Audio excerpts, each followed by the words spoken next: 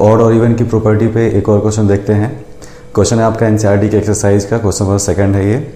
Question कह रहा है कि show that any positive odd integer is of the form 6u + 1, 6u + 3 और 6q + 5। तो हमें प्रूव करना है कि दुनिया का कोई भी पॉजिटिव ऑड इंटीजर हो वो या तो 6u + 1 जैसा होगा, या 6u + 3 जैसा होगा, या 6u + 5 जैसा होगा। तो इसके लिए हम क्या करते हैं, एक आर्बिट्रेरी नंबर लेते हैं जो कि a होगा। तो स्टार्ट करते हैं इसको। Let a be any positive integer. Okay, तो ये तो आपका फॉर्मल सा, हर जगह फर्स्ट लाइन आप यहीं से स्टार्ट करेंगे। Let a be any positive integer and अब हमने अगर एक नंबर a लिया है तो हमें एक दूसरा नंबर भी सेलेक्ट करना पड़ेगा। और अब इससे पहले वाले क्वेश्चन में बताया था मैंने कि b क्या लिया जाए, उसकी वैल्यू क्या होगी, ये डिपेंड करता है क्वेश्चन के ऊपर। तो इस क्वेश्चन में 6q + 1 के फॉर्मेट में हमें प्रूफ करना है, तो हम b की वैल्यू क्या लेंगे, यहाँ पे 6 लेंगे। तो let a be any positive integer and b = 6। तो हमारे पास दो नंबर्स आ गए, तो जाहिर सी बात है यहाँ पे यूक्लिड डिवीजन लेमा एप्लीकेबल होगा। तो बाय यूक्लिड्स डिवीजन लेमा हमें क्या मिलेगा, a = 6q + r। Okay, a अगर कोई नंबर हो तो वो किसके वो जो a और b अगर दो नंबर हो तो किस प्रॉपर्टी को सेटिस्फाई करते हैं वो, तो a = bq + r को सेटिस्फाई करते हैं। जहाँ पर चूंकि इस क्वेश्चन में b की वैल्यू क्या है, 6 है, तो हमारा जो स्टेटमेंट बनने वाला इक्वेशन बनेगा वो क्या होगा, a = 6q + r वेयर, और यहाँ पे r की कंडीशन क्या होती है, where r is greater than or equal to 0 but always less than b means 6। तो r की वैल्यू जो होगी वो 0 होगी या 0 से बड़ी होगी, लेकिन 6 से छोटी होगी। तो यहाँ से r की पॉसिबल वैल्यूज क्या क्या मिल रही हैं। So possible values of r क्या क्या मिलेंगी, तो 0, 1, 2, 3, 4, 5 ये आपके पॉसिबल वैल्यूज हैं। अब अगर हम r की वैल्यू 0 पुट कर देंगे तो वो एक इवन हो जाएगा, r की वैल्यू अगर हम 2 पुट कर देंगे तो भी इवन हो जाएगा। लेकिन हमें सिर्फ इस क्वेश्चन में ऑड प्रूफ करना है, तो 6u + 1, 6u + 3 और 6u + 5 को प्रूफ करना है। तो हम इन नंबर्स में से, इन r की पॉसिबल वैल्यूज में से 1, 3 और 5 को चूज करेंगे और इस इक्वेशन नंबर 1 में पुट करेंगे। तो टोटल 3 केसेस बनेंगे। पहला केस होगा when r = 1, when r = 1। Second case होगा when r = 3 और थर्ड केस होगा when r = 5। तो अगर r की वैल्यू हम 1 पुट करें तो ये जो इक्वेशन ऐसा दिख रहा है वो हमें कुछ इस तरह नजर आएगा, a = 6q + 1 के फॉर्मेट में नजर आएगा ये। अब इसको देख करके आप बिल्कुल डिसाइड नहीं कर सकते क्योंकि किसी की डिफिनीशन को सेटिस्फाई नहीं करता है, तो इसको हम थोड़ा सा चेंज करेंगे ताकि डिफिनीशन पे ये चीज़ें आ जाएं। तो यहाँ पे a जो है, a में ये स्टेटमेंट, ये जो आपका रिलेशन है, ये क्या हमने इसका स्टेटमेंट क्या हो, ये क्या बोल रहा है, ये बोल रहा है कि a में 6 से डिवाइड करेंगे तो 1 आता है, रिमाइंडर 1 आता है। तो a क्या होगा, अब 6 से डिवाइड करने पे अगर 1 आता है तो वह इवन होगा कि ऑड होगा, ये बताना मुश्किल काम है क्योंकि इवन और ऑड हमेशा 2 पे डिफाइन होते हैं। तो हम इस फॉर्मेट को, इस रिलेशन को 2 के फॉर्म में थोड़ा सा चेंज करेंगे। तो हम जब इसको चेंज करेंगे तो कुछ ऐसा नजर आएगा, 2 × 3q + 1 ऐसा कुछ नजर आएगा। अब ये जो स्टेटमेंट था, ये जो रिलेशन था वो चेंज हो गया इस फॉर्मेट में। अब इसको हम अगर रीड करें, इस स्टेटमेंट को अगर हम इस इक्वेशन को स्टेटमेंट की तरह रीड करें तो हमें बोलना पड़ेगा कि a में 2 से डिवाइड करने पे 3q कोसेंट आता है और 1 रिमाइंडर आता है।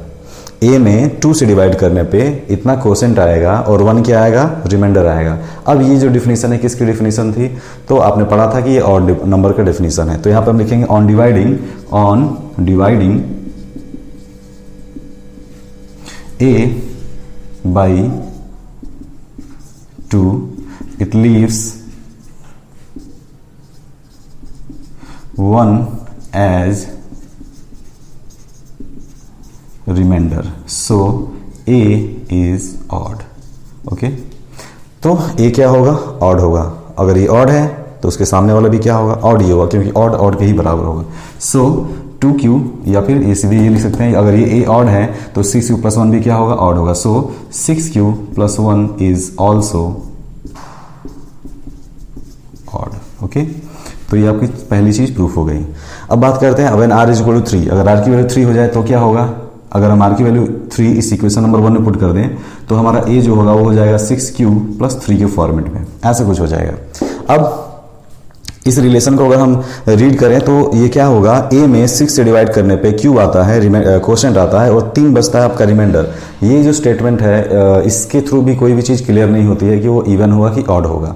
हमें पता है इवन और जो ऑड है वो 2 पे डिफाइन होता है, तो हमें यहाँ पे 2 को कॉमन लेना होगा। तो हमें क्या करना होगा यहाँ पे a is equal to 6q, a is equal to 2 into 3q + 3, ऐसा करना होगा। अब इसको दोबारा अगर आप रिस्टेट करें, अगर पढ़ें इसको तो ध्यान से देखिए क्या होगा। a में 2 से डिवाइड करने पे 3q क्वोशेंट आता है और 3 रिमाइंडर आता है, लेकिन आपने एक चीज़ पढ़ा था कि रिमाइंडर की वैल्यू कभी भी डिवाइजर से अधिक नहीं हो सकती। आ रहा समझ में? देखो 2 से हम डिवाइड कर रहे हैं तो रिमाइंडर क्या मिल रहा है 3, इसका मतलब ये अभी सही एक बार और डिवाइड होगा। तो हमें क्या करना होगा, इस क्वेश्चन को एक स्टेप आगे ले जाना होगा। इसको हम लिखेंगे 2 इंटू 3q + 2 + 1। इस 3 को हमें क्या करना होगा, ब्रेक कर देना होगा 2 + 1 के फॉर्मेट में। अब यहाँ से 2 और ये 2 दोनों को हमें कॉमन निकालना है, तो 2 हमने कॉमन निकाला तो यहाँ क्या बचेगा 3q, यहाँ क्या बचेगा आपका 3q और प्लस यहाँ क्या हो जाएगा 1 और लास्ट में +1 तो आपका ये वाला रहेगा ही। तो यहाँ से इन दोनों से हमने 2 कॉमन ले लिया तो यहाँ बचा आपका 3q और यहाँ बचा आपका 1। अब इसको आप थोड़ा रीड करिए, इसको स्टेटमेंट में चेंज करिए। ये क्या बता रहा है, ये कह रहा है कि a में 2 से डिवाइड करने पे क्वोशेंट इतना आएगा और रिमाइंडर क्या आएगा 1 आएगा। ये किसका डेफिनेशन है, तो ये ऑड नंबर का डेफिनेशन है। तो वही चीज़ स्टेटमेंट, ये वाला स्टेटमेंट हम यहाँ पे लिखेंगे on dividing a by 2 it leaves 1 as remainder. तो इसको आप लिख लेंगे 1 as remainder. So a is odd, तो a कैसा नंबर होगा, ऑड नंबर होगा।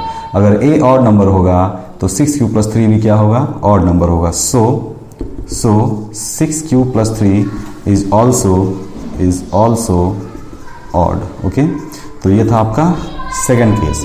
बिल्कुल यही चीज़ हम थर्ड केस में भी अप्लाई करेंगे। When r is equal to 5 then a is equal to हमें क्या मिलने वाला है, अगर हम यहाँ पे 5 पुट कर दें तो क्या मिलेगा 6q + 5। यहाँ भी हमें 2 को यहाँ पे कॉमन लेना होगा, तो a इज इक्वल टू इसको लिख सकते हो 2 इंटू 3q + 5 को हम क्या कर सकते हैं 4 + 1 में ब्रेक कर सकते हैं, नहीं कर सकते। तो ये 4 + 1 में ब्रेक कर दिया। अब इन दोनों में से 2 कॉमन ले लेंगे तो यहाँ क्या मिलेगा a इज इक्वल टू 2, यहाँ हो जाएगा आपका 3q + 2 प्लस ये 1 तो आपका किनारे वाला रहेगा ही रहेगा। तो इन दोनों में से हमने क्या कर दिया 2 को बाहर निकाल दिया, यहाँ बचा आपका 3q, यहाँ बचा आपका 2 और ये 1 ऐसे रह गया। अब इसको दोबारा आप रीस्टेट करिए, इसको पढ़िए, इसका स्टेटमेंट भी चेंज करिए। तो क्या कह रहा है कि a में 2 से डिवाइड करने पे 3q + 2 क्वोशेंट आएगा और 1 क्या आएगा, रिमाइंडर आएगा। ओके, a में 2 से डिवाइड किया हमने तो 1 रिमाइंडर क्या आया 1 आया। इसका मतलब a कैसा नंबर होगा, a एक इवन ऑड नंबर होगा, ऑड नंबर होगा। तो यहाँ स्टेटमेंट ये दोबारा लिखेंगे on dividing a by 2 it leaves 1 as remainder, so a is odd. अगर a ऑड है तो 6q + 1 भी क्या होगा आपका, ऑड ही होगा। सो 6q + 5 इज ऑल्सो ऑड। तो ये हो गया आपका तीसरा केस। अब लास्ट में एक कंक्लूडिंग लाइन यहाँ पे लिखेंगे हम। लास्ट का कंक्लूडिंग लाइन क्या होगा, सो ये जो क्वेश्चन हमसे पूछा गया था, so every positive odd integer is of the form 6q + 1 6q + 3 और 6q + 5। तो ये चीज़ हमने प्रूफ कर दिया।